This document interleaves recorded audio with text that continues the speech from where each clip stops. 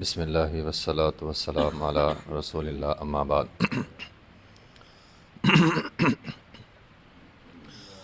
آج کا ہمارا پارہ ہے 21ویں پارے کے آغاز میں اللہ تعالیٰ فرماتے ہیں اعوذ باللہ من الشیطان الرجیم بسم اللہ الرحمن الرحیم اتل ما اوحی الیک من الکتاب واقم الصلاۃ ان الصلاۃ تنہی عن الفحشاء والمنکر۔ نماز جو ہے وہ انسان کو بے حیائی اور منکر سے روکتی ہے۔ جس طرح ڈاکٹر کہتا ہے نا یہ دوائی یہ میڈیسن سر درد کی ہے، اس سے تمہارے سر درد کو شفا ملے گی، اسی طرح اللہ فرماتے ہیں نماز یہ بے حیائی سے روکنے والی ہے، منکرات سے روکنے والی ہے۔ اب اگر ہم یہ کہیں کہ ہم تو نمازیں بھی پڑھتے ہیں، ہماری نماز تو ہمیں بے حیائی سے نہیں روکتی، تو قرآن غلط نہیں ہے، ہماری نمازوں میں کمی ہے، سستی ہماری نماز میں، میری نماز پڑھنے میں سستی ہے، اس لیے میری نماز مجھے بے حیائی سے نہیں روک رہی، منکرات سے گناہوں سے نہیں روک رہی۔ اگر میں اپنی نماز کی اصلاح کر لوں گا تو یقیناً نمازیں انسان کو گناہوں سے روکتی ہے۔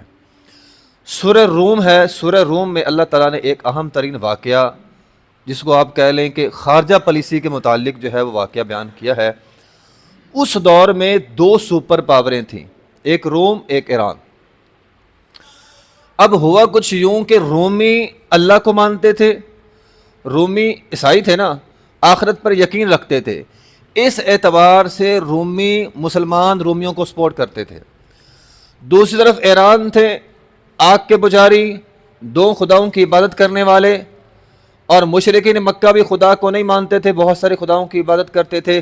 اس مناسبت سے مشرکین مکہ ایرانیوں کے ساتھ تھے۔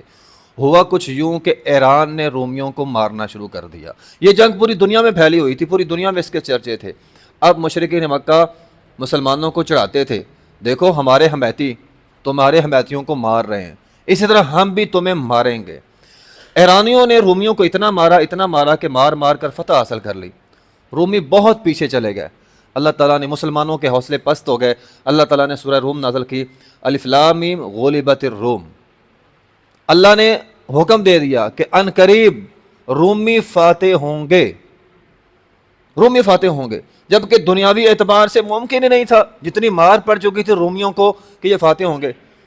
مشرکین مکہ نے ابوبکر صدیق رضی اللہ عنہ کو چڑھایا، ابوبکر صدیق رضی اللہ عنہ نے شرط لگا لی 5 سال، غلبت الروم فی بضع سنین قرآن کہتا ہے، تو انہوں نے کہا 5 سالوں میں قرآن نے کہا ہے کہ رومی غالب آئیں گے۔ 5 سال ختم ہو گئے، رومی غالب نہ آئے، شرط ابوبکر صدیق رضی اللہ تو ہار گئے، نبی علیہ الصلوۃ والسلام کے پاس آئے، اے اللہ کے رسول میں تو شرط ہار گیا۔ اس وقت ابھی نیا نیا اسلام تھا، شرطیں لگانا حرام نہیں ہوا تھا۔ نبی علیہ الصلوۃ والسلام نے فرمایا تو نے کیا شرط لگائی؟ کہا جی میں نے تو 5 سال کی لگائی۔ فرمایا ابوبکر رضی اللہ تعالیٰ عنہ فی بضع سنین، بضع کا لفظ 9 پہ بولا جاتا ہے، تو نے 10 سال کی شرط کیوں نہیں لگائی؟ تو 10 سال کی شرط لگاتا تو بالآخر 9 سالوں کے اندر اندر رومی دوبارہ ایرانیوں پہ غالب آئے۔ اور یہ ایک پیغام تھا کہ جس طرح دنیاوی اعتبار سے ممکن نہیں تھا رومیوں کا ایرانیوں پہ غالب آنا، اسی طرح دنیاوی اعتبار سے ممکن نہیں ہے مسلمانوں کا مشرکین مکہ پہ غالب آنا، لیکن چند سالوں میں مسلمان غالب آئیں گے۔ پھر ایسا ہی ہوا، ہجرت کے چند سالوں بعد جو ہے وہ مکہ فتح ہو گیا۔ اسی طرح سورہ روم میں ایک آخری بات ہے، اللہ تعالیٰ نے اپنی نشانیاں بہت ساری بیان کی ہیں، ان میں سے ایک نشانی اللہ تعالیٰ نے یہ بھی بیان کی ہے، خاوند اور بیوی کے درمیان جو محبت ہے، الفت ہے، وہ اللہ ڈالتا ہے، اور یہ اللہ کی نشانی ہے اور یہ اللہ کی رحمت ہے۔ اس جوڑے کے درمیان جو محبت ہے یہ اللہ کی رحمت ہے، اللہ کی طرف سے ہوتی ہے۔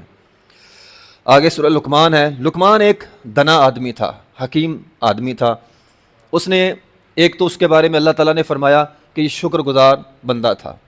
محترم بھائیوں، بات یہ ہے دنیا اور آخرت کی جتنی مصیبتیں ہیں نا، اگر ہم اس کو ایک جملے میں بولیں تو یہ ناشکری کی وجہ سے آتی ہیں، آخرت کی بھی اور دنیا کی بھی۔ نبی علیہ الصلوۃ والسلام نے فرمایا میں نے جہنم میں عورتوں کو زیادہ دیکھا، کیوں؟ ناشکری کی وجہ سے۔ آخرت کی بھی زیادہ مصیبتیں ناشکری کی وجہ سے، دنیا کی بھی زیادہ مصیبتیں ناشکری کی وجہ سے آتی ہیں۔ آپ شکر گزار بن جائیں، آپ کی آدھی مصیبتیں ختم ہو جائیں گی۔ پھر انہوں نے اپنے بیٹے کو نصیحت کی، اپنی اولاد کو نصیحت کیا کریں، اور بچہ جی ابا جی کہا شرک نہیں کرنا، والدین کے ساتھ حسن سلوک کرنا ہے. وحملته امه وهنا على وهن وفصاله، یہ جملہ بولا انہوں نے، قرآن نے یہ جملہ نقل کیا ہے.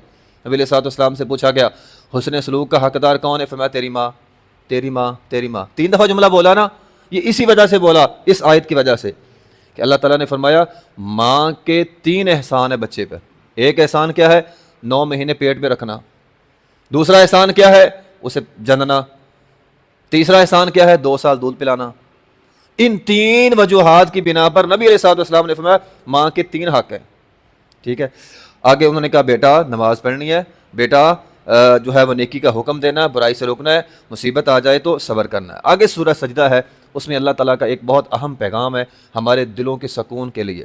وَلَنُذِيقَنَّهُم مِّنَ الْعَذَابِ الْأَدْنَىٰ دُونَ الْعَذَابِ الْأَكْبَرِ. اللہ تعالیٰ فرماتے ہیں چھوٹی چھوٹی مصیبتیں آتی ہیں اس لیے تمہیں بڑی مصیبتوں سے بچا لے. لائق بچہ اگر چھٹی کرے استاد اس کو ڈانٹتا ہے، کیوں؟ امتحان میں نمبر کم آ جائیں گے. اللہ بھی ہمیں یہ جو مصیبتیں پریشانیاں آتی ہیں بعض اوقات اللہ کی ڈانٹ ہوتی ہے تاکہ ہم آخرت کے عذاب سے بچ جائیں.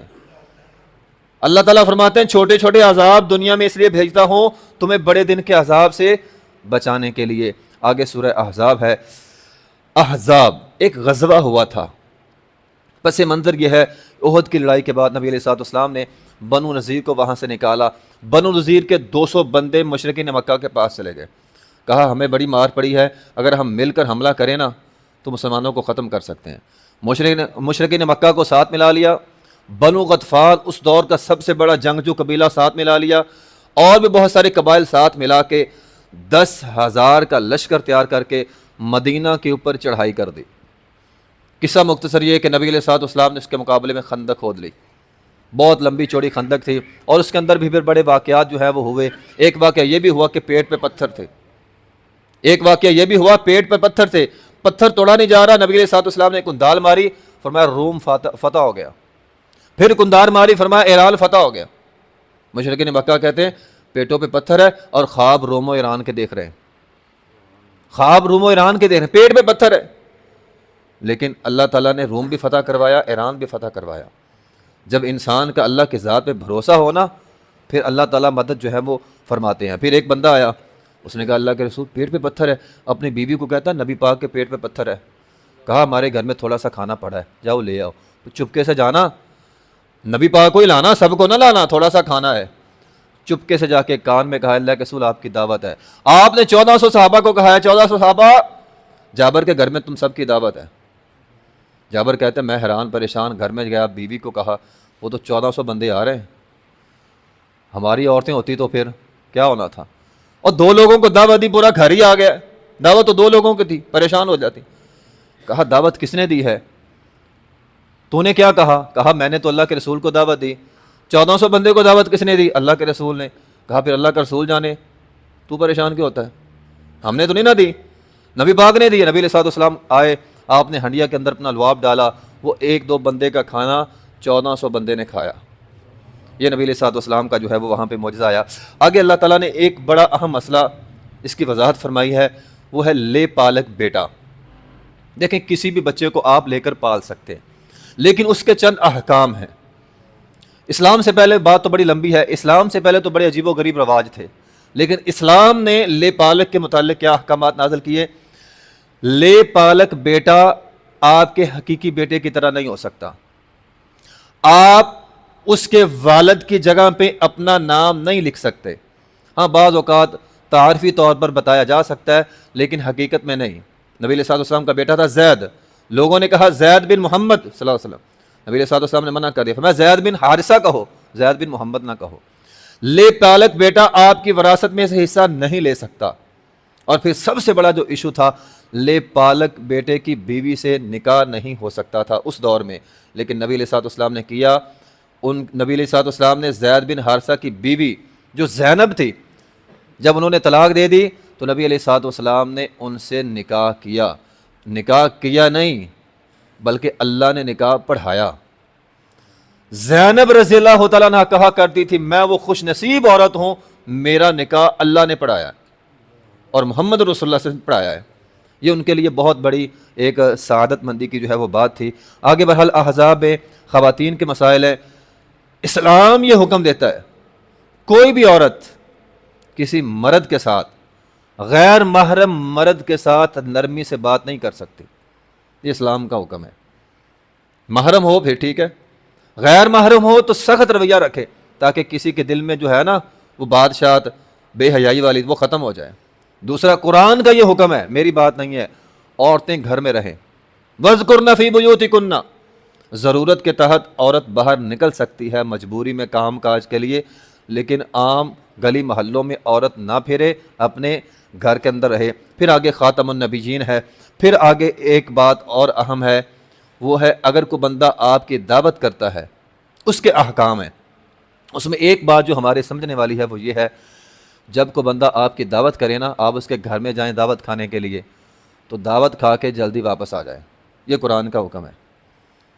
ہاں اگر تو آپ نے وہاں پہ رہنا ہے 2-4 دن پھر الگ بات ہے، لیکن صرف دعوت کھانی ہے تو مطلب یہ نہیں دعوت کھا لی اب گھنٹہ ادھر پہ بیٹھ کے باتیں کرتے رہیں۔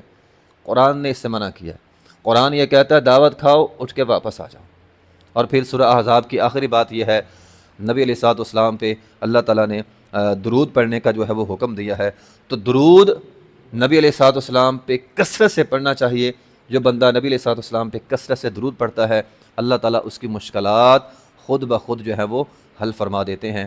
وآخر دعوانا الحمدللہ رب العالمین۔